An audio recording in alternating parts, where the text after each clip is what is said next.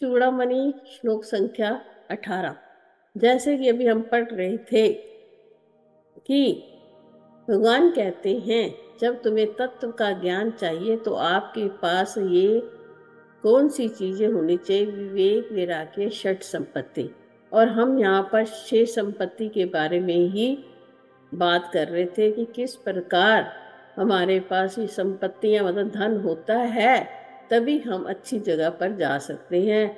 और हमको अच्छी जगह कहाँ पे जाना है? गोलोक में जाना है।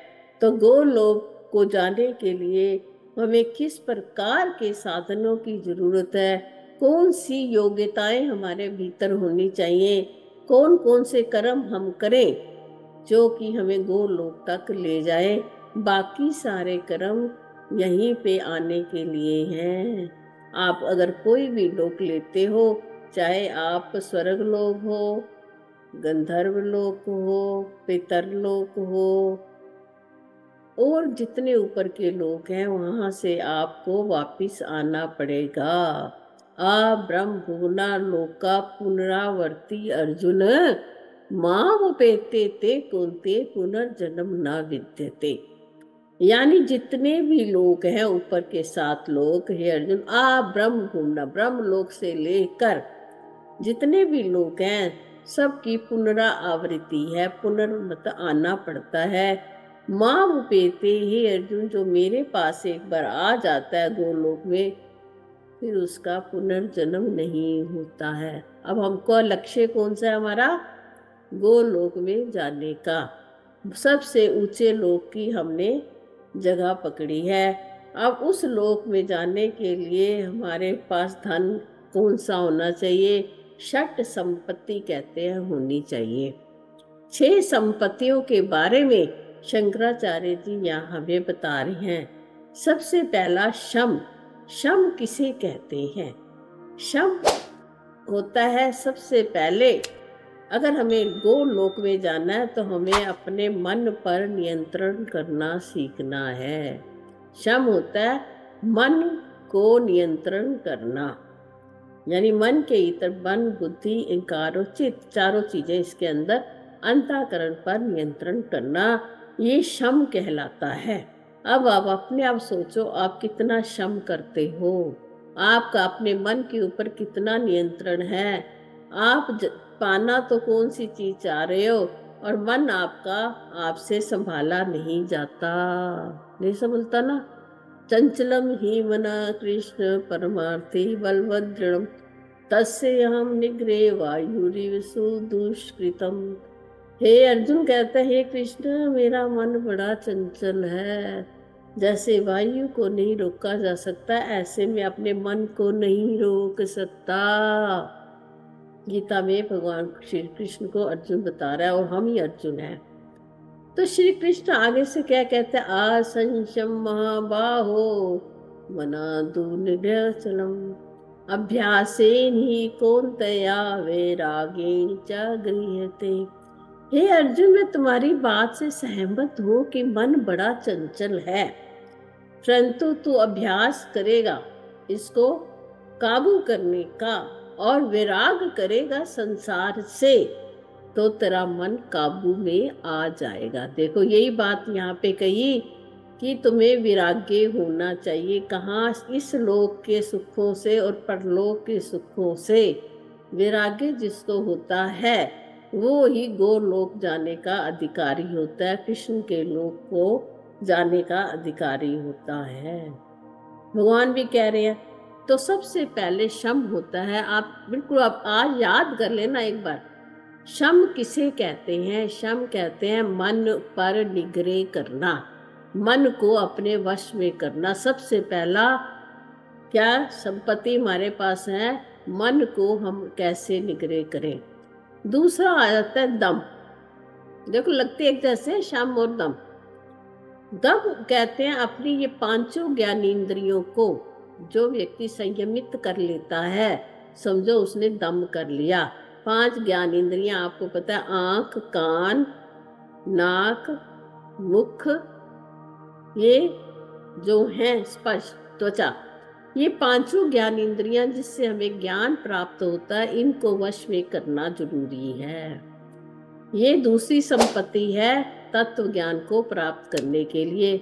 यानी आपकी आंखें फालतू ना देखें, आपके कान फालतू अटर पटर ना सुने, आपका मुख जो है चटर पटर ना करे, आपकी त्वचा जो है हर चीज को स्पर्श ना करे, उसको स्पर्श को करके अपने अंदर कांक्षाएं इच्छाएं उत्पन्न ना करे, और नासिका से आप कौन सी गंध का अनुभव करते हो, ये सब चीजें आपकी दूसरी संपत्ति है। आंखों को वही दिखाना है जो तुम्हें जरूरी है। आंखों से परमात्मा के दर्शन, कानों से परमात्मा का श्रवण, कथा का श्रवण, नासिका से परमात्मा की सुगंध, मुख से नाम जप, और त्वचा है स्पर्श, स्पर्श करे तो परमात्मा के सानिध्य का स्पर्श करे। ये हमारे पास संपत्ति दूसरी होनी चाहिए। तीसरी है उपरति। उपरत यानी उपराम। संसार के जितने भी सुख हैं, इस लोक के जितने भी सुख हैं, उनसे तुम उपराम हो जाओ। आप सोचो कि संसार में कोई सुख नहीं है, कि सच्चा सुख परमात्मा के भीतर है। इसको कहते हैं उपराम होना। समझे? और यहाँ के सुख छोड़ो, परलोक के सुख की भी इच्छा ना होवे, यानी मुझे स्वर्ग मिल जाए, ये वाली इच्छा का भी त्याग करना पड़ेगा। यानी यहाँ के सुख, परलोक के सुख, सबको त्याग करने को कहते हैं उपरति। जिस व्यक्ति के पास उपरामता नहीं है, वो तत्व ज्ञान का अधिकारी नहीं है। ठीक है। चौथा क्या था? तितिक्षा। तितिक्षा होना सहन करना। आपको सहन करना आना चाहिए, मुझको सहन करना आना चाहिए, ये मेरा प्रण होना चाहिए। सहन में क्या करूं? अगर बड़ी सर्दी है, गर्मी है, ना सर्दी में घबराऊं ना गर्मी में हाय तौबा मचाऊं, है ना। उष्ण जो है उसको भी तंग ना करे, ताप भी तंग ना करे, और सर्दी भी हमें तंग ना करे। मान भी हमें तंग ना करे और अपमान भी हमें तंग ना। मान में फूलो नहीं, अपमान में दुखी मत हो। ना कभी सुख का अनुभव सोचो कि सुख आ गया, ना सोचो कि दुख आ गया है। यानी जिस परिस्थिति में भी आपको परमात्मा रखता है, उस परिस्थिति में संतुष्ट रहने को तितिक्षा कहते हैं, सहन कर लेना। प्रारब्ध के अनुसार जो जो आपके जीवन में जो जो घटनाएं, जो जो परिस्थितियां आती हैं, उन सब में एक रस रहना, सम रहना, इसको कहते हैं तितिक्षा।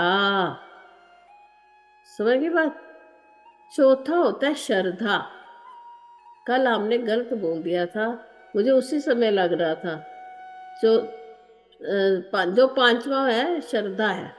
श्रद्धा होती है हमें शास्त्र के सारे वचनों में श्रद्धा, और गुरु के जितने भी वचन हैं उनमें श्रद्धा करना, वो श्रद्धा भाव होता है। अगर आप जीवन में किसी से भी कोई भी शिक्षा ग्रहण कर रहे हो, तो उसके वचनों पर श्रद्धा करना और उनके वचनों को मानना, और जो भी शास्त्र आप पढ़ते हो उसकी जो कुछ उसके भीतर लिखा हुआ है उस पर विश्वास करना, और गुरु के वाक्य पर भी विश्वास करना, इसको श्रद्धा कहते हैं। ये व्यक्ति में होनी बहुत जरूरी है जो तत्व का ज्ञान चाहता है। अब तत्व का ज्ञान चाहते हैं, गुरु के साथ गुरु के शब्दों में श्रद्धा ही नहीं है, शास्त्र को मैं मानता नहीं हूँ, उसमें से भी त्रुटियां निकालते रहना। जैसे कि आजकल आप देखते हो कितनी त्रुटियां निकालते रहते हैं लोग। अगर जिस वक्त जो शास्त्र लिखा जाता है वो परिस्थिति के अनुकूल लिखा जाता है, उस समय की परिस्थितियां कैसी होती हैं। आज का युग और युग है, जब जो ग्रंथ लिखे गए थे सत्य युग थे, तो उसको मानते हुए हमें जो जितने भी हमारे शास्त्र कहते हैं उस बातों में हमें श्रद्धा करनी चाहिए। या शास्त्र विधि मुत्सर्जते वर्तते काम कार्ता ना सा सिद्धिम वापनोति ना सुखम ना शांति। गीता भी यही कहती है, जो शास्त्र के विधि को छोड़कर अपने आप मनमुखी बन जाता है, मैं नहीं मानता ऐसा कहकर अपने मन से ही कार्य करता है, उसको जीवन में कभी ना सिद्धि, कभी उसको सफलता नहीं मिलती, ना सुख, ना उसको कभी सुख मिलता है और ना ही कभी शांति की प्राप्ति होती है। देखो, मैं नहीं कह रही हूँ, मैं इसलिए आपको गीता का ये श्लोक बता रही हूँ, तब मैं ये वचन बोल रही हूँ कि उस व्यक्ति जो शास्त्रों की और गुरु की बात को नहीं मानता, वो जीवन में कभी सफल नहीं होता, कभी उसको सुख की प्राप्ति नहीं हो सकती और कभी शांति की प्राप्ति नहीं हो सकती। ये स्वयं श्री कृष्ण भगवान गीता जी में कह रहे हैं। तो आज के बाद हमारे को, अगर हमें तत्व ज्ञान जानना है, तो ये पांचवी संपत्ति भी हमारे पास होनी चाहिए। ये हम तैयारी कर रहे हैं अपनी किसकी, पीएचडी में दाखिला लेने की। देखो, हम छोटी सी संसार की कोई विद्या लेते हैं, उसके लिए तैयारी करते हो ना। अगर आपको यूपीएससी का, एसएससी का एग्जाम देना होता है तो कितनी तैयारी करते हो, तब जाके सफल होते हो। अब यहाँ पर तैयारी कर रहे हैं हम तत्व के ज्ञान को जानने की, उसके लिए भी हमें कितनी चीज़ों की आवश्यकता है, कितने क्वेश्चंस हल करने हैं, इसलिए हमारे पास ये चीज़ें होनी आवश्यक है शंकराचार्य जी के मत के अनुसार। अब सबसे मुख्य बात आ गई, छठी संपत्ति हमारे पास, षटक संपत्ति बोला है। छठी बात क्या कह रहे हैं, समाधान। अब जिस व्यक्ति के पास विवेक है, वैराग्य है ना, तत्पश्चात शमी है, दमी है, तितिक्षा सहन करने वाला है, उपराम है जगत के सुखों से, और उसके बाद सोचो समाधान अपने आप ही हो जाता है उसका मन। समाधान मैंने मन की एकाग्रता, समाधान आ गया, उसका मन एकाग्र हो जाता है।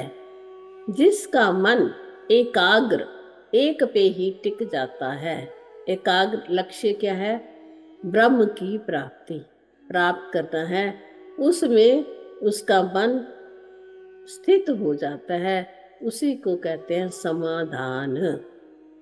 आज मैंने आपको ये 6 संपत्तियों के बारे में बताया है।